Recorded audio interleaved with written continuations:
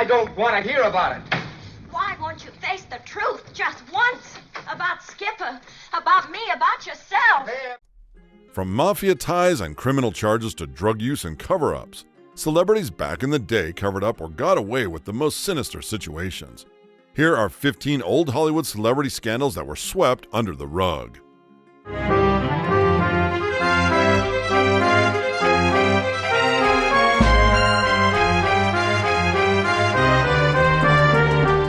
Number 15. Rudolph Valentino's outing as a former male escort. Rudolph Valentino was a dashing icon of the silent film era. From his expressive eyes to his suave demeanor, Valentino's natural charm and charisma captivated audiences and created a strong emotional connection with viewers. His image as a Latin lover and sex symbol broke racial and cultural barriers, making him a pioneering figure in Hollywood's representation of masculinity and romance. Even better, his roles in classic films like The Sheik and The Four Horsemen of the Apocalypse showcased his ability to adapt to different genres and roles, demonstrating his range as an actor. Just imagine the outcry when it was revealed in interviews that he had previously worked as a taxi dancer before he became famous.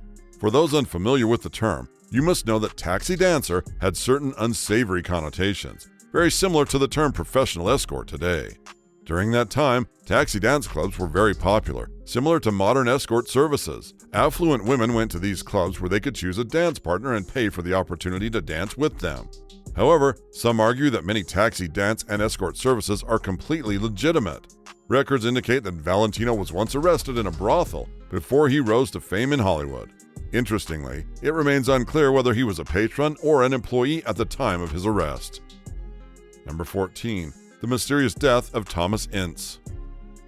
Thomas Ince was born into a showbiz family in Newport, Rhode Island.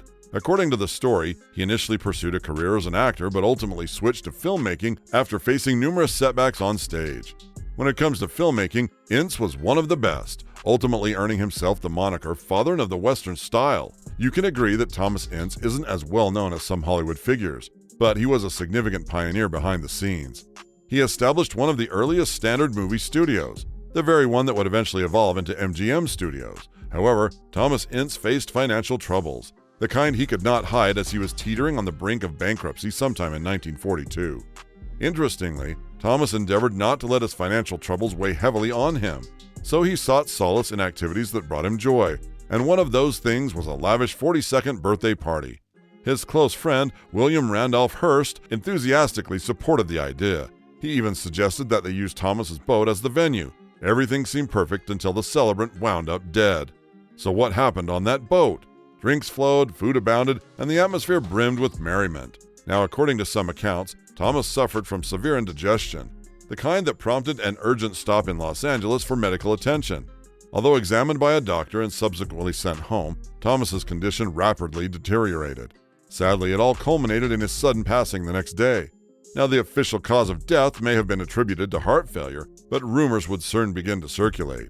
And these rumors suggested a more sinister explanation. Was it really a heart failure? You see, speculation swirled that Thomas met his demise not from indigestion or heart failure, but from a gunshot wound. Isn't that a shocking twist? You can just imagine the papers having a field day with this one. But why would there even be a gunshot? According to the rumors, his friend Hearst had discovered Charlie Chaplin in a compromising situation with his mistress, Marion Davies. He was said to have reacted in a jealous frenzy that resulted in a fatal misfire. What truly are the odds that he was aiming for Chaplin and rather hit his friend Thomas? However, the truth remains shrouded in uncertainty. From Thomas's swift cremation to the subsequent contract awarded to a supposed eyewitness, the circumstances surrounding Thomas's death appear meticulously orchestrated. Or was it all a mere coincidence? Nobody can say for sure. Number 13. How child stars went broke. Nothing lasts forever, they say. The same can be also said for wealth. While it is pretty common for actors to find themselves bankrupt or at the bottom of the food chain when they make bad decisions, in the case of child stars, these bad decisions were not of their own doing. One sorry case is that of Jackie Coogan. You may not know him by name, but would likely recognize Coogan for his unforgettable portrayal of the orphan kid in Charlie Chaplin's 1921 masterpiece, The Kid. Before appearing in the film, Jackie Coogan was pretty much unknown. From obscurity to becoming Hollywood's first child star during the silent era, his rise was something to behold. Sadly, his name is now attached to a sorry scandal. one in which his parents squandered all of his money. His first role alongside Chaplin turned him into a star. His fame only soared further with roles like Oliver Twist in 1922 and Tom Sawyer in 1930. As you can imagine, an enviable career meant that a lot of money was pouring into his accounts. Just his first role in The Kid secured him a $500,000 contract with MGM. At just 8 years old, Coogan was earning $22,000 per week. However, when it was time to enjoy these earnings, his life took an unexpected turn. Coogan was 21 when he hoped to gain control over his hard-earned money. Yet his mother, Lillian, and her new husband, family lawyer Arthur Bernstein, had a nasty surprise in store for him. They had squandered the better part of his money. Coogan took legal action against his mother and stepfather in a bid to reclaim his earnings. Sadly, the law was not in Coogan's favor. Jackie Coogan never recovered his finances. You could argue that his ordeal prompted a legislative action to protect child performers. Well, yes, his trial ultimately led to the enactment of the Coogan Law to prevent parents or guardians from accessing a child performer's earnings without restrictions. But the fight was far from over. In truth, it took a couple more decades before appropriate laws were really put in place. Number 12. Sandra Dee's struggle with anorexia. Sandra Dee made her debut on the silver screen in the 1959 coming-of-age classic Gidget. There was no denying that she was a natural, as she charmed audiences nationwide with her portrayal of a sweet, innocent American teenager facing the challenges of adolescence. Sandra Dee possessed a natural charm and innocence that made her a continuous favorite among audiences. Dee's performances proved that she could effectively convey the internal struggles of her characters. Ironically, the central conflict in Gidget involved the titular character's frustration with being considered too skinny at a time when curvy figures were in vogue. We say ironic because that was a theme that eventually affected her life. Unfortunately, the studio's concerns extended beyond Dee's career. They soon imposed significant pressure on the young actress to maintain a youthful and underdeveloped figure. This demand was a factor that led her to a lifelong struggle with anorexia and addiction to stimulants. This dark aspect of her career underscores the often harsh realities faced by young actors in Hollywood that nobody wants to talk about.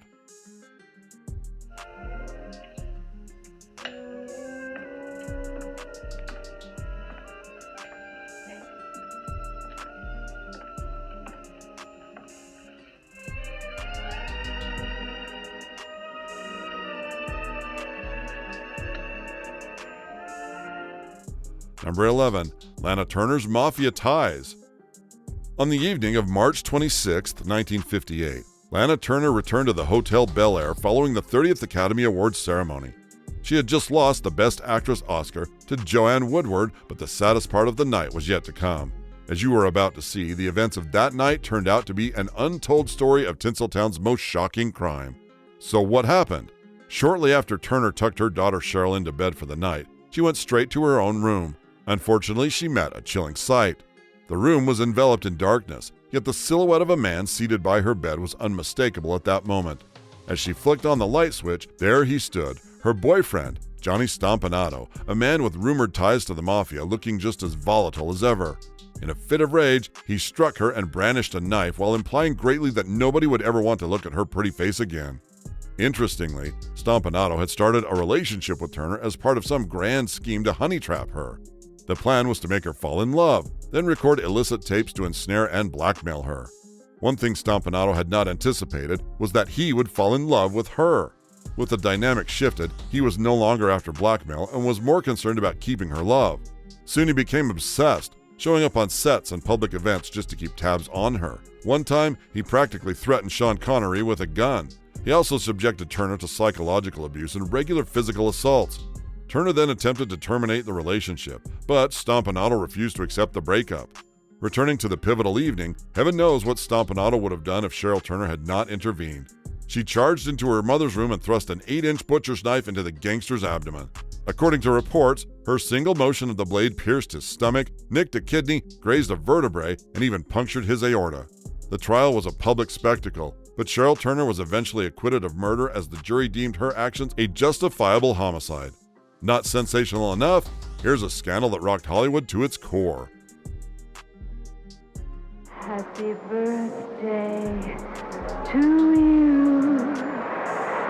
Happy birthday, Mr. President.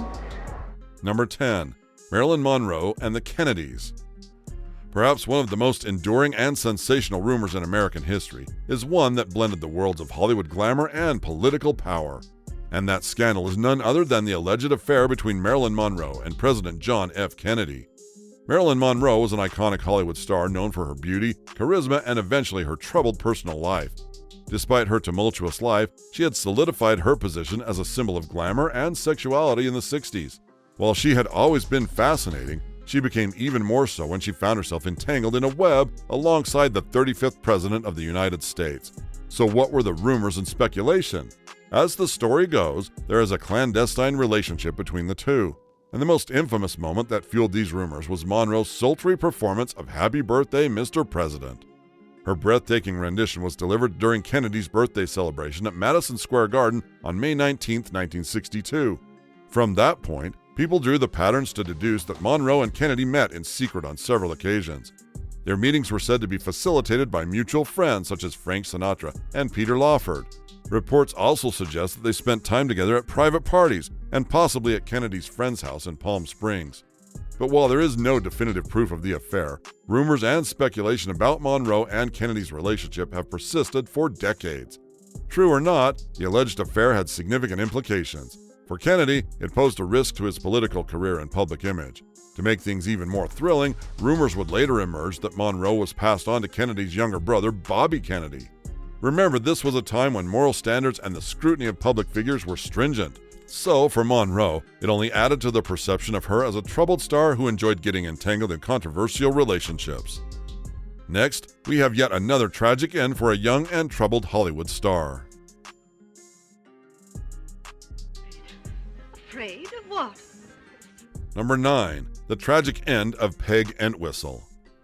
Perched 45 feet high atop the Los Angeles hills, the dazzling Hollywood sign commands attention as one of the world's most renowned cultural symbols ever.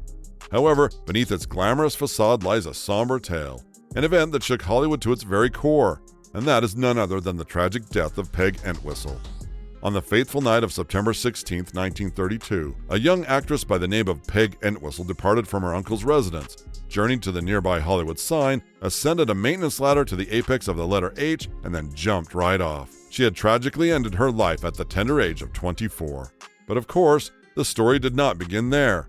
Like countless others, Entwistle ventured to Hollywood with dreams of emulating stars like Greta Garbo and Marlene Dietrich. And of course, this was also the zenith of the studio system.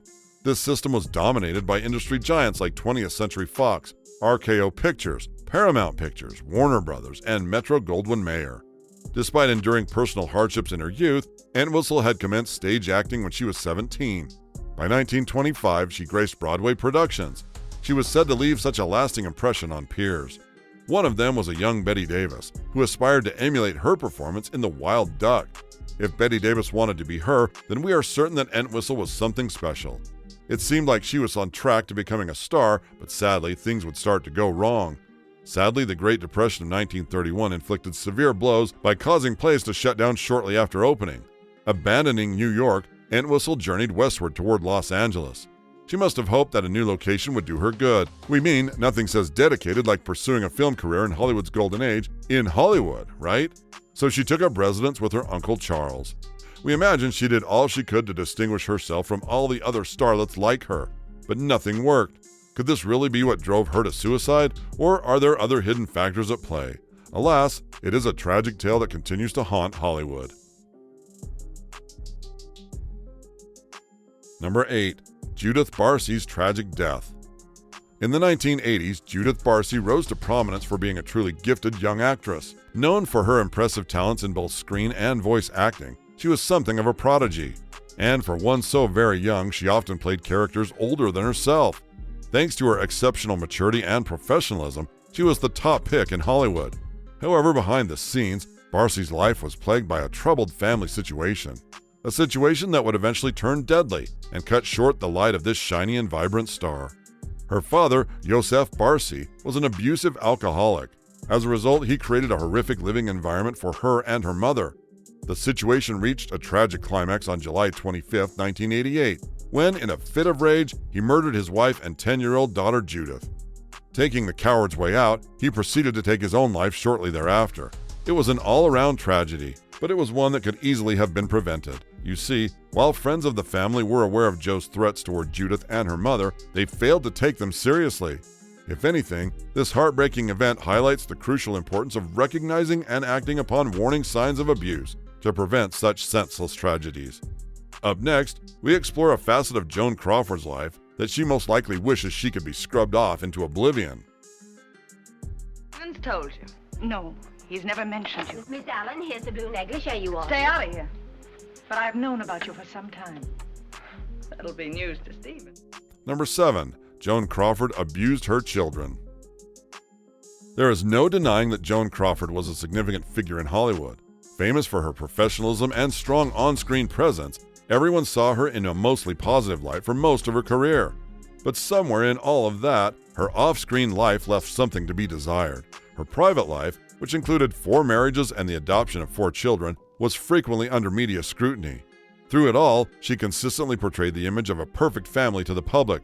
However, upon her demise, her 2 eldest adopted children, Christina and Christopher, revealed a starkly different reality. As adults, both Christina and Christopher accused their mother of severe mistreatment. Christina particularly published a sensational memoir titled Mommy Dearest shortly after Crawford's death in 1978.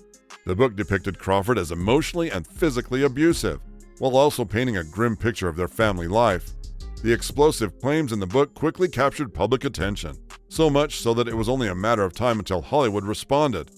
In 1981, Mommy Dearest was made into a film starring Faye Dunaway, who was the face that showcased Crawford's chaotic family life on screen.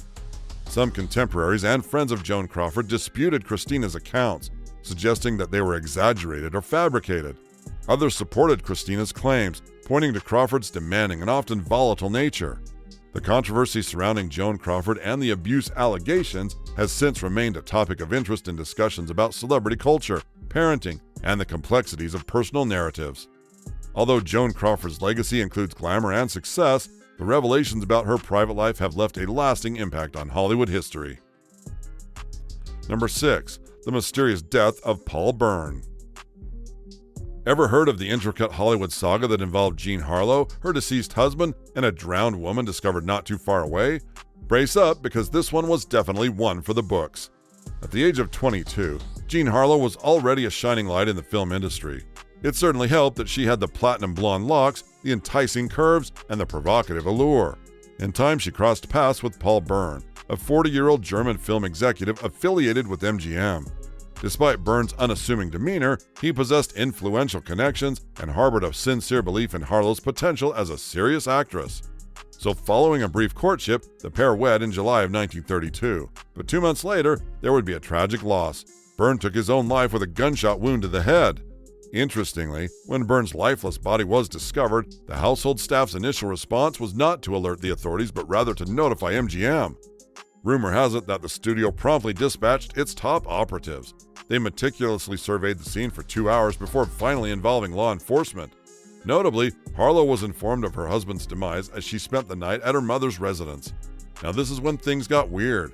As MGM was busy shaping the narrative to protect its image, law enforcement officials rightly embarked on a quest for tangible evidence. Before long, authorities unearthed peculiar details in Paul Bern's personal history. It turns out that Bern was still legally wedded to his first wife, Dorothy Millette. But while they were uncovering this, another tragic incident was taking place. Upon learning of Bern's demise, Dorothy Millette promptly vacated the Plaza Hotel in San Francisco. Settling her bills after a 4-month stay, she secured passage on the Delta King riverboat. 2 hours later, a night watchman making his rounds stumbled upon a woman's coat and shoes left abandoned on the deck. Upon docking in the morning, Millette was nowhere to be found. The Delta King staff initiated a search for her. Millette was found, but she wasn't alive. A tragic tale indeed, but the sheer mystery of it made for a grand spectacle. Was there a connection between the 2 deaths? Nobody could say. Next, a scandal considered to be the first of its kind in Hollywood.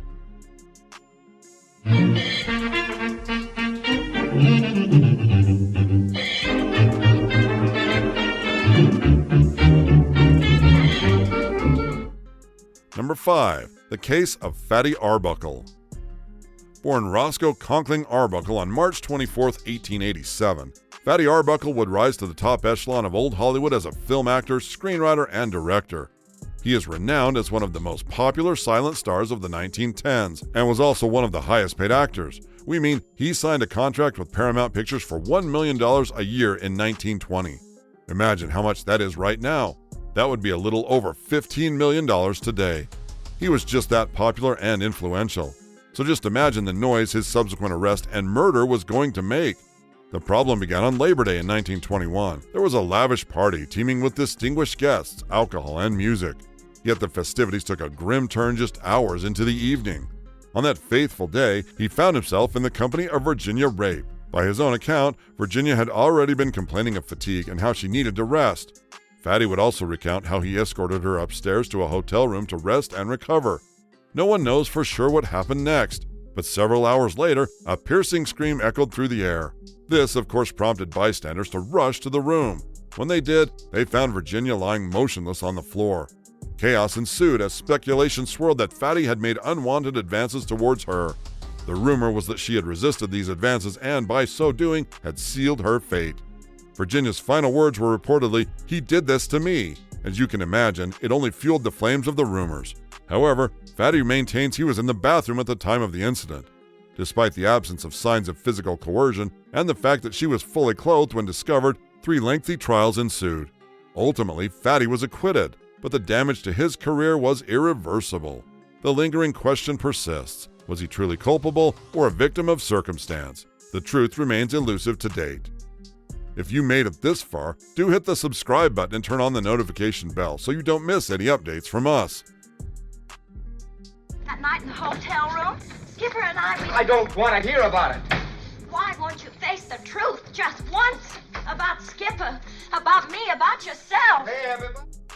Number 4. The Elizabeth Taylor and Eddie Fisher Affair. Due to the high-profile nature of the individuals involved, celebrity affairs always cause quite the spectacle. Notably, the Elizabeth Taylor and Eddie Fisher affair of the late 1950s was one of the most scandalous events in Hollywood history. So how does a scandal of such magnitude begin? Elizabeth Taylor was one of Hollywood's biggest stars at the time, but tragedy struck when her third husband, Mike Todd, passed away. Then came Eddie Fisher, popular singer and actor known for his crooning style, but he was married to America's sweetheart, Debbie Reynolds. So what started out as a family friend offering comfort to the grieving Taylor led to blurred lines and a romantic connection. Can you imagine the outcry? Debbie Reynolds and Eddie Fisher had been seen as the perfect couple, and the betrayal shocked many. The media coverage was relentless, and each one painted Taylor as a homewrecker and Fisher as undisciplined and selfish. Fisher divorced Debbie Reynolds in 1959 and married Elizabeth Taylor soon after. As some consolation, the public sided with Reynolds, and she went on to have a successful career in film and television. But while Fisher's career suffered a setback that he never really recovered from, Elizabeth Taylor maintained a major star through it all. Fisher really got it worse. The sad part, though, their marriage was short-lived as Taylor soon found another man. Fresh off the scandal with Eddie Fisher, Elizabeth Taylor would land herself in another relationship with Richard Burton by the start of the early 1960s. Similarly, Burton was still married to Sybil Williams, but that did nothing to stop the blossoming affair. The fiery affair began on the set of Cleopatra in 1962. Both Taylor and Burton divorced their respective spouses in 1964 and got married the same year. This was the start of one of Hollywood's most infamous and tumultuous marriages.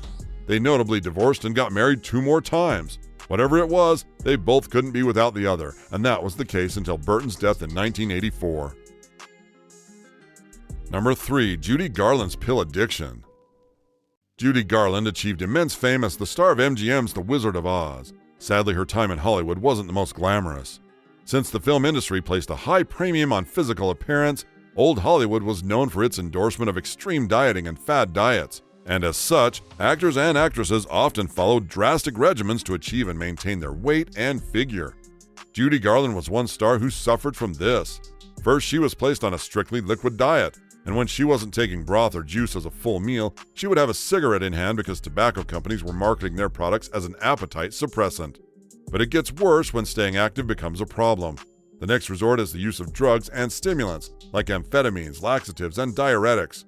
Despite her numerous successes, her struggle with addiction proved overwhelming, so much so that it led to her tragic overdose at the age of 47.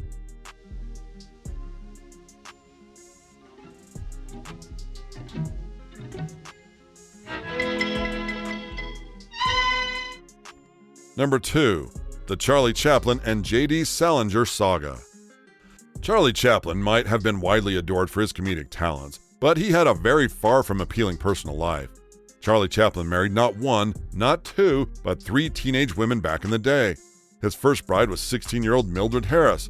Next was Letitia McMurray, who was 12 years old when they met. Chaplin's subsequent marriage was his most suitable and least tumultuous.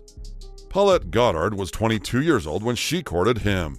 Which brings us to the actual story at hand. As you can see, Charlie Chaplin had already been married 3 times when he met Oona O'Neill. She was the daughter of the famous playwright Eugene O'Neill and was only 17 at the time. Despite a considerable age difference, they fell in love and married less than a year after meeting. Just a month after O'Neill turned 18. What was swept under the rug, though, is how Chaplin went head-to-head with a younger man for her affection. Before becoming Mrs. Chaplin, O'Neill had been dating J.D. Salinger, a young writer who was 21 at the time.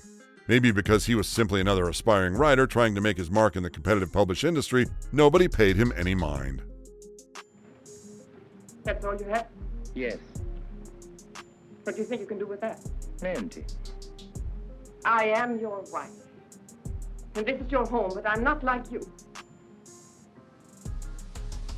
You slept very well last night, huh? Förstådd på franska. Number 1. Ingrid Bergman and Roberto Rossellini. Sometime in the late 1940s and early 1950s, beloved actress Ingrid Bergman became the center of a scandal that shook Hollywood. The scandal in question would be the infamous extramarital affair with Italian director Roberto Rossellini. Ingrid Bergman was one of Hollywood's most revered actresses, known for her roles in classics such as Casablanca and Gaslight. Her image was that of a wholesome, virtuous woman both on and off the screen. But as you can see, this affair had significant repercussions both professionally and personally for Bergman. But while filming the 1950 film Stromboli, Bergman began an affair with director Rossellini. At the time, Bergman was married to Dr. Petter Lindstrom, with whom she had a daughter. Rossellini was also married, so you can imagine that the relationship quickly became a highly publicized scandal.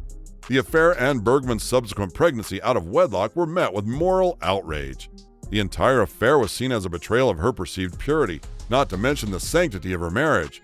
A U.S. Senator, Edwin C. Johnson, went so far as to denounce Bergman.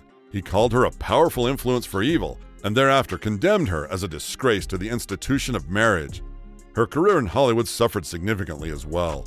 Studios were reluctant to hire her, and she faced widespread condemnation from the press and public alike. Bergman moved to Italy to be with Rossellini. They got married and went on to have 3 children, but this is not the happy ending you may be expecting. Their marriage eventually ended in divorce in 1957. Shocked by any of these? Do share your thoughts in the comments. If you enjoyed this video, don't forget to hit the like button. You also can't miss the next video on your screen.